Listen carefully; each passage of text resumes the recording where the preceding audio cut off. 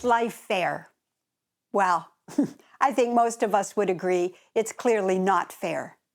The thing that's so interesting is why is it so easy for us to feel unfairly treated? This has been a fascinating question for me. And what I've realized as I've explored it, that the underpinning of feeling unfairly treated is always underpinned by an external perspective.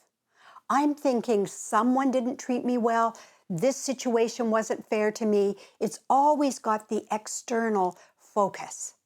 And that's what leads us to feeling unfairly treated.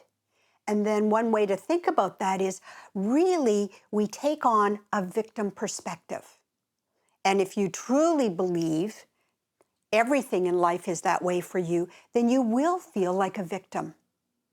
In our work, we've really looked at the different stages of the development of who we are, our identity development, and the evolution of our identity. But let's start back with just our development. As children, we start out learning that the external world does give us what we need. Very little babies receive all of what they need from the outside world. So it's totally normal and natural that we think the external world makes us happy or makes us sad. We then start to grow with that, but that very deep imprinting of the external world making us happy or unhappy is really there, kind of like at the floorboards. The journey is, how do we grow beyond this perspective? Because if we don't, then we are actually helpless to what's going on outside of us. We do not have direct control of the people around us, the situations, whatever it is. If that's what we believe is the only way we can be happy, we're going to have a lot of trouble in life. So let's look at these stages of development.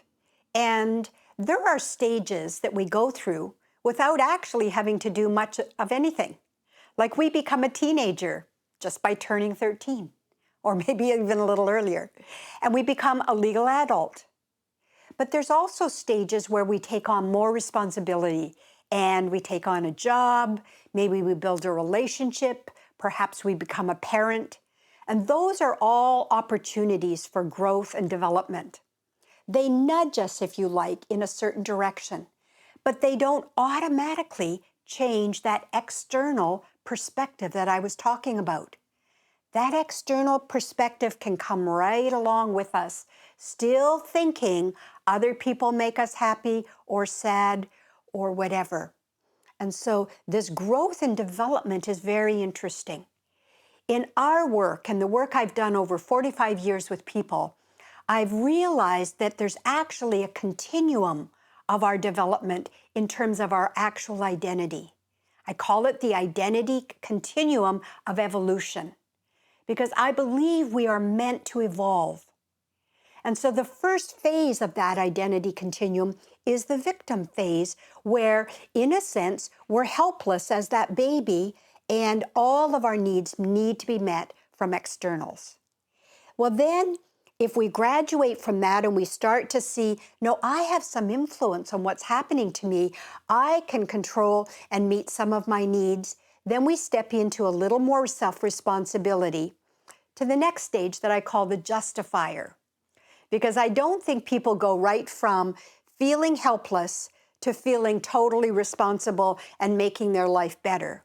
I think we take smaller steps. And the justifier is a stage where we say, yes, I know I'm responsible, but, and we've always got a qualifier. There's something we know that we're doing, but we also still hold on to, but there's also the external. As we move further along into that stage of self-reliance, it's really a powerful stage where we start to say, no, it's up to me. I need to pull myself up and take charge. I'm building a career, or I'm building a family, or I'm doing whatever. It's a very productive stage, a time when we do take control and set goals and achieve many, many things. But even in this stage, there can be subtle areas where we slide into that victim thinking, feeling unfairly treated, feeling this isn't the way it should go, feeling I deserve this or that, or maybe it's entitlement. And so that stage, those first three stages, I should say, are all part of what I've called the constructed identity. I'm creating and building a sense of who I am, not dissimilar to an actual construction. The problem is within that, I've learned beliefs. I've learned ways of doing life. And often those now become the problem. They limit me. They stop me from taking chances perhaps, or being as creative as I could be. There's many ways that these beliefs we have can be limiting. And that's all because it comes from our conditioning.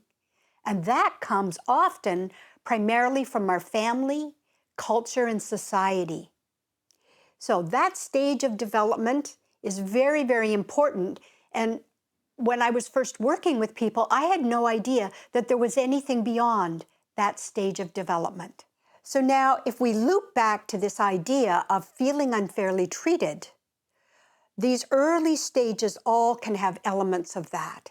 It's only when we go to the next stage of development where we really start to understand who we are authentically inside, at the core of who we are. Once we make the jump into that sense of identity, then you can begin to embrace the idea from A Course in Miracles that you actually can never be unfairly treated. And this is such a powerful idea, but it's so confusing when you're at the early stages of the continuum. Once you're connected to your authentic identity, the statement of you can never be unfairly treated is talking about the core essence of you. And that is such an empowering place to be. It's an incredible place to live from, because then you can remind yourself it's not about the external. It's about me remembering who I am and how I live. So as wonderful as this authentic identity stage of development is, I want to speak to one of the things that happens for many of us.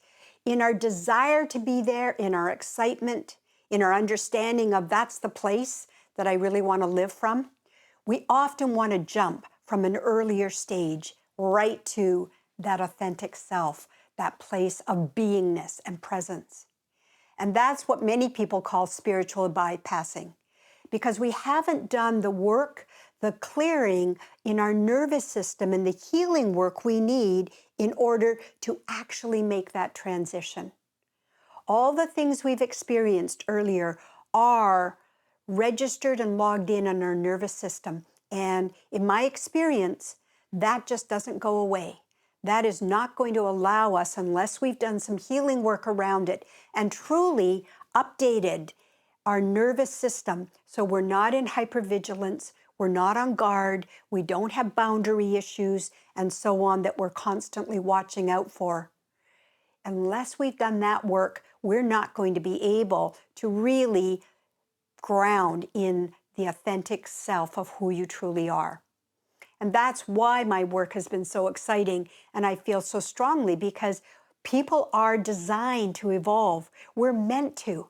And so we want to get the support to move through the stages and to start living from a much deeper place of authenticity. So I just want to say this is not about becoming a perfect person in any way, but it is about really understanding ourselves better and understanding that there's a continuum along which we can be evolving.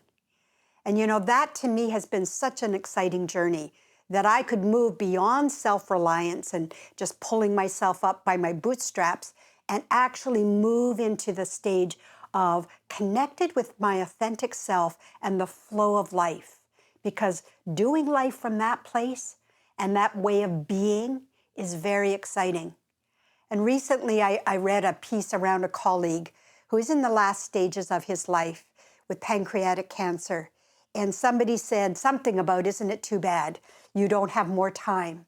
And he replied, I am so grateful for the time I've had. He said, I've had an incredible life. He's a man who's really in the moment, in the flow of it. And just even though it's the last stage of his life, He's flowing with it. There's not a shred of feeling like a victim there. So he would not say he's being unfairly treated. And so I really offer to you that we can start to pay attention whenever we feel unfairly treated. It's because it's showing us something inside ourselves that needs to be addressed or healed. And we can do that work. And then we can free ourselves a little more and a little more to be living from that place of who we truly are at our core essence.